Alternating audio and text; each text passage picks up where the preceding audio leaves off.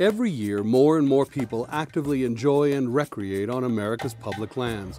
But when we enter our wildernesses, parks, campgrounds, and conservation areas without following some standards of outdoor behavior, such as the leave no trace or tread lightly principles, we are in grave danger of loving them to death.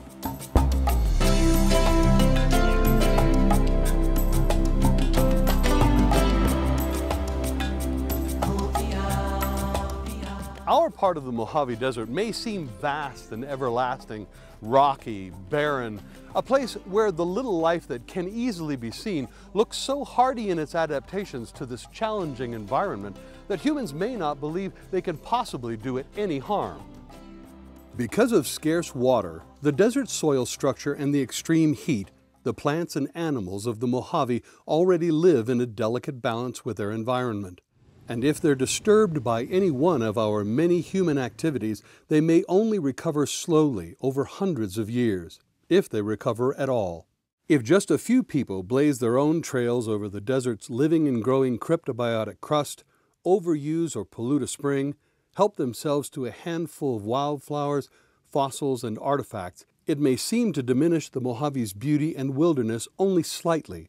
But then the combined trampling effects of all those that are sure to follow will leave recognizable and irreparable scars on these recreation lands that we must share.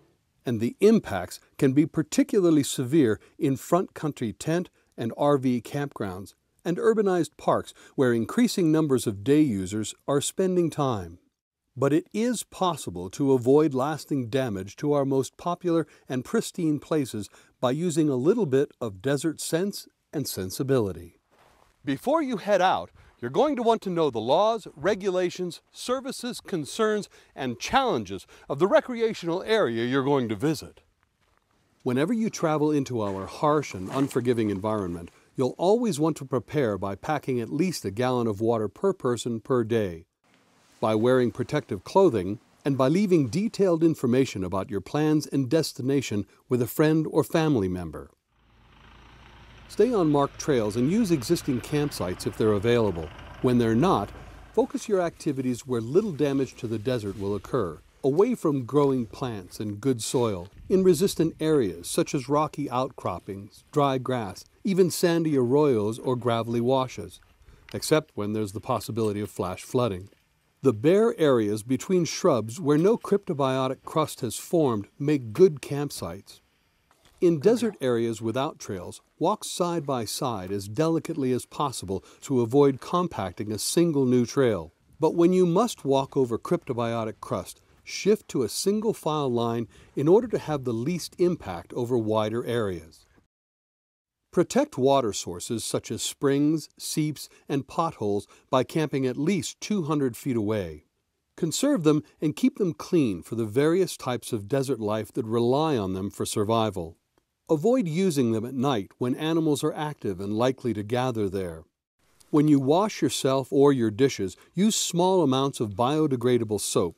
Carry the dirty water 200 feet away from streams or lakes, and then scatter the strained dishwater over sandy or graveled ground that will filter it. If there are no sanitation facilities, you'll need to deposit solid human waste in cat holes dug 4 to 6 inches deep at least 200 feet away from any water source, camp, or trail, and in a place where it will get direct desert sunlight or be in proximity to a few bushes and trees that will help it decompose. Remember to cover and disguise the cat hole when finished. The rule for litter or trash in the desert, or anywhere else for that matter, is if you pack it in, pack it out. And that includes toilet paper and other hygiene products as well. When your picnic's over or before you leave your campsite, look around for any garbage. Clean the mess up, dispose of it, or remove it from the area. And don't be afraid to leave a place better than you found it. If someone who came before you left their trash, use a glove or some other disposable item and pick it up safely. Then pack it out with the rest of your trash. Because any brightly colored litter that gets left behind could be mistaken by a wild animal as a food source, and if they eat any, it could actually kill them. Along with the wonders of nature, The works and signs of Native Americans, pioneers, explorers, and miners also attract many people out into the Mojave. When you come across an archaeological site or historical artifact, it's acceptable to observe and appreciate it, but never to touch it. So much harm is done to our cultural resources by people who stray off established trails, enter these sensitive areas, climb on structures, camp in or around them, trample over fragile finds, and intentionally or on purpose deface or destroy the value of the place. Remember, these treasures belong to all of us, and they're irreplaceable, so leave all rocks, plants, and other natural and historical objects untouched. You can also avoid accidentally transporting non-native species from one site to another by shaking out your tent, shoes, and clothing before changing locations.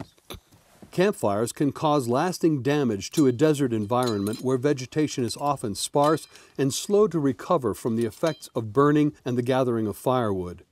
If you're camped in a place where fires are permitted, you'll want to use already established rings, pans, or fire blankets to control and contain the flames. Keep fires small. Only use the firewood you bring with you. Do not take wood from the environment, as it may be home to a small animal. So you might want to bring along a candle lantern for light, and substitute a lightweight stove for cooking, or better yet, pack in sandwiches and other already prepared foods. When you're finished with your fire, burn all wood and coals until they're completely out, then douse them with water. Anytime you disturb desert wildlife, you risk chasing them away from scarce forage, precious water, and the protections of habitat. So observe animals from a distance. Don't follow or approach them. This is especially true during sensitive times when they're mating, migrating, nesting, or raising their young. And when you add in hot summers, cold winters, rain, and flood seasons, most times of the year are sensitive times for the animals of the Mojave Desert. If you do choose to bring your own pets into the desert, control them at all times. That way they're less likely to injure themselves by coming into contact with all the prickly, venomous hazards of the Mojave, and they won't threaten or scare off the wildlife that everybody might like to see. As more and more people seek out the solitude of the desert, their activities may jeopardize the very qualities they value and enjoy. Set up your camp away from other visitors and take time to sit and enjoy the wilderness. Avoid loud voices and noises so that nature's sounds can be heard and appreciated. And at night, avoid bright lights so that our star-strewn desert skies can shine down on everyone's campsites. So whether your destination is just around the corner or out in the back of beyond, you can love our Mojave Desert lands and still keep them alive by being sensitive to and sensible about our surroundings.